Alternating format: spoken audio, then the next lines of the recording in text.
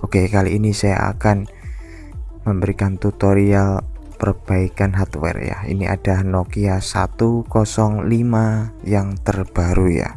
Kita cek dengan multitester apakah HP ini memang full shot. Seperti biasa, kita sambungkan dulu kabel yang positif di positif, yang negatif di negatif, dan itu harusnya bunyi ya multitesternya. Nah, seperti ini. Seharusnya bunyi ya. Ini normalnya pengukuran seperti ini, bunyi. Bila positif sambung positif, negatif sambung ke negatif. Lalu bila kita balik jarumnya, seharusnya jangan berbunyi ya, jarum jangan bergerak. Namun yang terjadi di HP ini tetap dia bunyi ya, atau bergerak jarumnya. Itu artinya HP ini dalam keadaan konslet penuh ya, atau full shot. Oke, ini saya cek masih tetap kondisi full shot. Lalu saya akan bersihkan seperti ini ya dengan thinner. Biasanya bila HP terjadi korosi, itu bisa juga menimbulkan shot atau konslet penuh ya. Oke, setelah saya bersihkan konektor baterainya, saya coba cek lagi. Lalu kabel coba dibalik. Oh, ternyata jarum masih bergerak full ya. Jadi artinya kondisi masih konslet penuh atau full shot.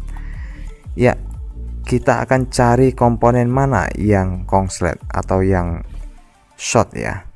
Caranya dengan multitester di setelan X1, lalu kabel merahnya tempelkan ke ground ya. Ground itu ya kaleng bisa, yang warna kuning-kuning itu bisa di mesin ya.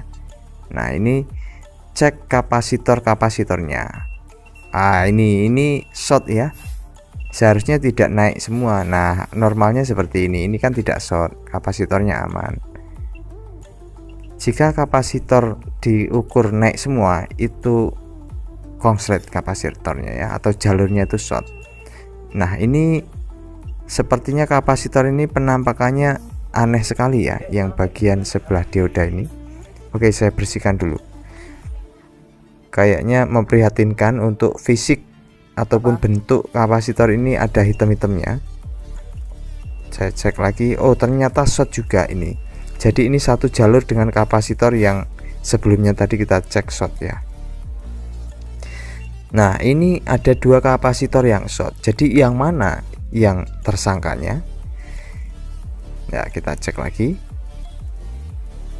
Bila sobat semua menemui kapasitor lebih dari satu yang short, cari dulu ya secara fisik mana yang kelihatan aneh ya, dari segi warnanya, dari segi penampilannya. Ya, kalau itu kan kayak hitam-hitam ya. Nah, itu dulu yang dieksekusi ya. Dicopot dulu kapasitornya. Sehabis dicopot, cek kapasitor itu short atau tidak. Bila kapasitor itu short ya berarti itu tersangkanya ya. Nah, jadi caranya, setelah kita temui beberapa kapasitor short, kita seleksi ya bagian mana yang kira-kira wajahnya murung atau penampilannya itu beda dari yang lainnya. Nah, itu baru kita eksekusi. Setelah kita copot, kita cek kapasitornya apakah short atau tidak. Bila tidak short ya dipasang kembali ya. Oke. Wah, ini saya copot tapi pin yang sebelah sana hilang ya. Ternyata memang kapasitor ini short ya. Jadi kalau dicek loss itu artinya itulah tersangkanya. Nah, ini tersangka utama ya. Namun setelah saya copot tadi, kelihatannya pin bekas copotan di kapasitor itu sudah hilang ya. Itu karena terjadi proses short atau konslet yang memungkinkan korosi sehingga kaki terangkat ya, tidak kuat ataupun sudah tidak bisa ditambah timah lagi ya untuk di pinnya.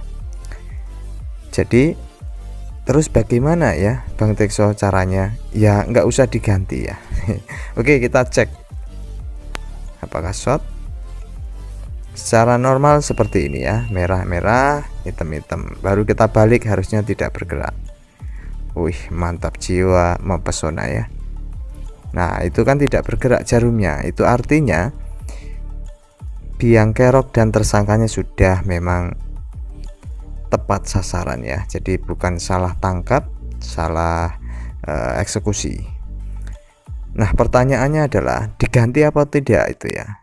Jika tadi pinnya itu tidak terangkat ya diganti saja, itu lebih baik. Namun karena pin yang satu sudah terangkat, saya putuskan tidak usah diganti, tidak masalah ya. Oke, saya coba langsung nyalakan.